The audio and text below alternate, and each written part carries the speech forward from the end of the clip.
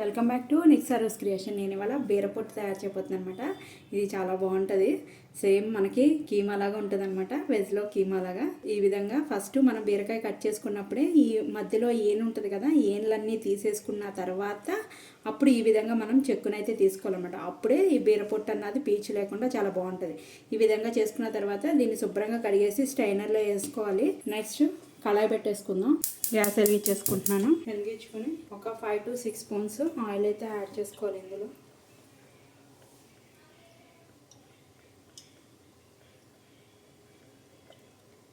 ఇది హెల్త్కి కూడా చాలా మంచిది. మనము చాలామంది బీరకాయలు కట్ చేసేసుకుని ఈ పైన ఉన్న స్కిన్ను పాడేస్తారు, కానీ ఈ విధంగా తయారు చేసుకోండి. టేస్ట్ చాలా బాగుంటుంది అనమాట.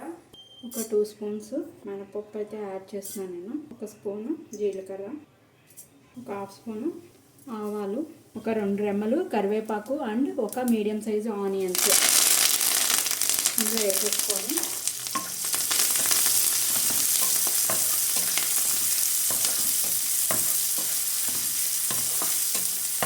ఇలా ఫ్రై చేసుకోవాలి. ఒక స్పూన్నర సాల్ట్ అయితే వేస్తున్నాను. తర్వాత టేస్ట్ చూసుకొని అడ్జస్ట్ చేసుకున్నాం. ఈ ఆనియన్ కొంచెం ఈ విధంగా ఫ్రై అయిన తర్వాత ఇందులో నేను మీడియం సైజు పొటాటోస్ ఇలా చిన్నగా పీసెస్ కట్ చేసుకున్నాను అనమాట. స్కిన్ తీసేసుకొని అవి కూడా ఇందులో యాడ్ చేసుకోవాలి.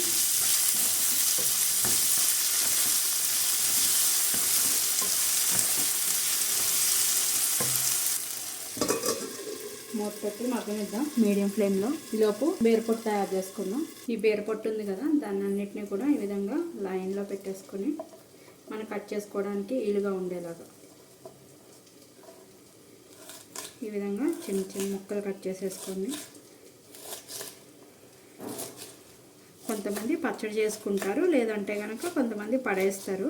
కానీ ఈ విధంగా ట్రై చేసి చూడండి, చాలా బాగుంటుంది ఇది. ఈ విధంగా మొత్తం బీరపొట్టునన్నిటిని కూడా ఈ విధంగా ముక్కలు కట్ చేసేసుకోవాలి.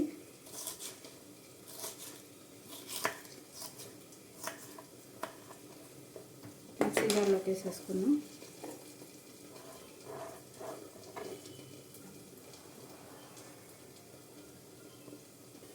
ఈ విధంగా కట్ చేసుకున్నాక ఇప్పుడు దీన్ని మిక్సీ చేసేసుకోవాలన్నమాట.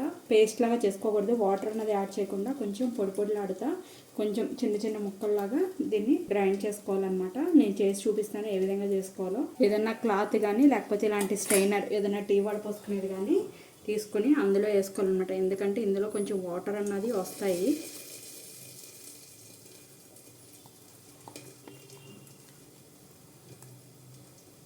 వేసుకొని గట్టిగా పిండేసుకోవాలి.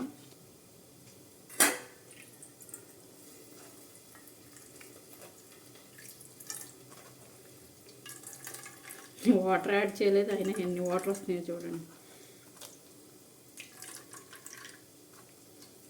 ఈ విధంగా మొత్తం వాటర్ అన్నవి తీసేసుకోవాలి. నేను కేజీ బీరకాయలు తీసుకున్నాను, దానికి రసం చూడండి ఎంత వచ్చిందో. ఈ విధంగా మొత్తం కూడా డ్రై అయిపోవాలి, వాటర్ అన్నది లేకుండా. అయినా ఇంకొంచెం కూడా వస్తున్నాయి. విధంగా దీన్ని పక్కన పెట్టేసుకొని ఈ వాటర్ని పారబోసేసుకుందాం. ఒకసారి చూసుకుందాం ఆలు అవి ఫ్రై అయినాయేమో. ఆలును ఆనియన్ రెండు కూడా ఫ్రై అయిపోయినమాట. ఇప్పుడు ఈ పొట్టు అన్నది ఇందులో వేసేసుకోవాలి.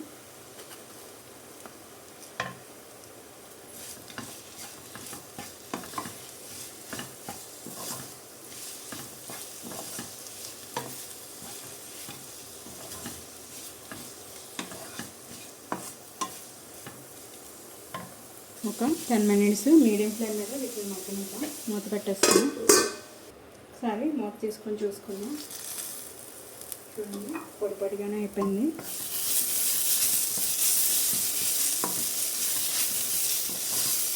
ఇప్పుడు ఇందులో ఒక హాఫ్ స్పూను పసుపు, మనకి కారానికి సరిపడా కారం, నేనైతే స్పూన్నర వేస్తున్నాను. పచ్చిమిరపకాయలు కూడా మనం ఏమీ వేసుకోలేదు. ఒక స్పూను గరం మసాలా పొడి మొత్తం కూడా కలుపుకోవాలి.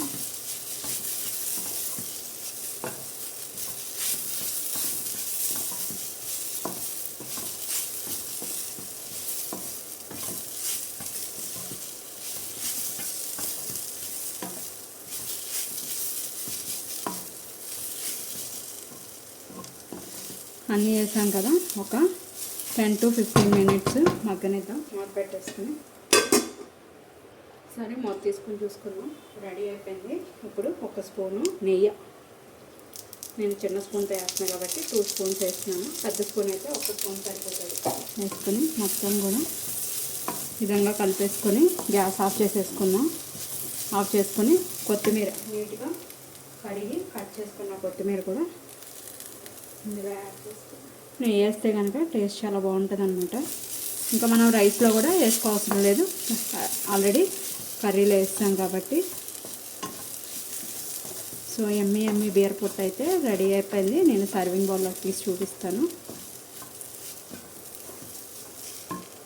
చూడండి, బీరకాయ పొట్టు అయితే ఇది కూడా నాకు ఈ బౌల్ అయితే అయిందనమాట. ఇది ఎక్కువ క్వాంటిటీ కూడా అవ్వదనమాట. మనము అదంతా మిక్సీ చేసి వాటర్ పిండేసాం, కొంచెం పొటాటోను ఆనియన్ వేసాం కాబట్టి ఈ మాత్రమన్నా అయింది. అవి కూడా లేకపోతే ఇంత కూడా అవ్వదనమాట. మీరు కూడా ఎప్పుడు కూడా బీరకాయ పొట్టుని వేస్ట్ చేయకోకుండా ఈ విధంగా తయారు చేసుకుని టేస్ట్ ఎలా ఉందో నాకు కామెంట్ చేయడం అయితే మర్చిపోకండి. మీరు ఫస్ట్ టైం కనుక నా ఛానల్ చూస్తున్నట్టయితే సబ్స్క్రైబ్ చేసుకోండి. ఫ్యూచర్ వీడియోస్ కోసం బెల్ బటన్ ప్రెస్ చేయడం అయితే మర్చిపోకండి. ఈ వీడియోని మీ ఫ్రెండ్స్ అండ్ ఫ్యామిలీ మెంబర్స్కి కూడా షేర్ చేయండి. Thank you guys.